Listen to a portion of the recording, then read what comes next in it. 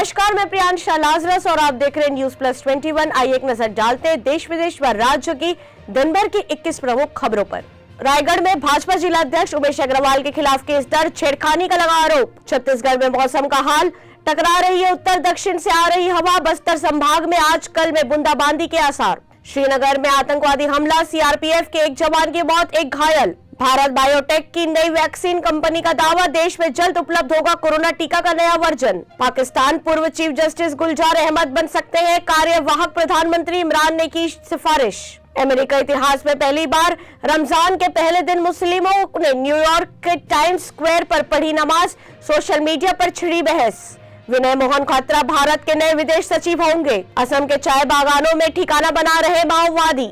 उत्तर प्रदेश गोरखनाथ मंदिर के पास हुए हमले में घायल जवानों से मिलने पहुंचे योगी आदित्यनाथ। रूसी हमले के बाद 42 लाख से ज्यादा यूक्रेनी नागरिक देश छोड़कर भागे, यूएन ने किया दावा।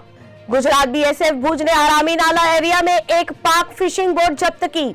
अहमदाबाद से उड़े इंडिगो एयरलाइन के विमान में दिखा धुआं, नागपुर में कराई गई इमरजेंसी लैंडिंग। कलकत्ता हाईकोर्ट ने दिए कांग्रेस पार्षद तपन कुंडू हत्याकांड जांच के आदेश। चारा घोटाला मामले में दोषी लालू यादव को मिली जमानत को सीबीआई ने सुप्रीम कोर्ट में दी चुनौती। तेल की बढ़ती कीमतों के चलते कैब कंपनी उबर ने मुंबई में 15% तक बढ़ाया किराया। विदेशी मंत्री एस जयशंकर ने पीएम मोदी से की मुलाकात, पड़ोसी देश में मौजूदा हालातों की दी जानकारी। पीएम मोदी ने संगीतकार ऋषिकेश को ग्रैमी पुरस्कार जीतने पर दी बधाई। डिवाइन टाइट्स के लिए सर्वश्रेष्ठ नए एल्बम कैटेगरी को मिला अवार्ड।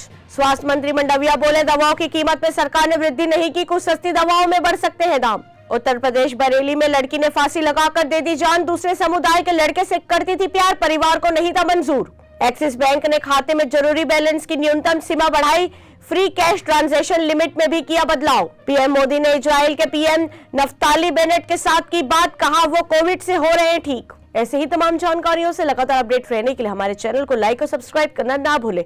नोटिफिकेशन के लिए बेल आइकन जरूर दबाएं। देखते रहिए न्यूज प्लस 21, आपके हक की बात।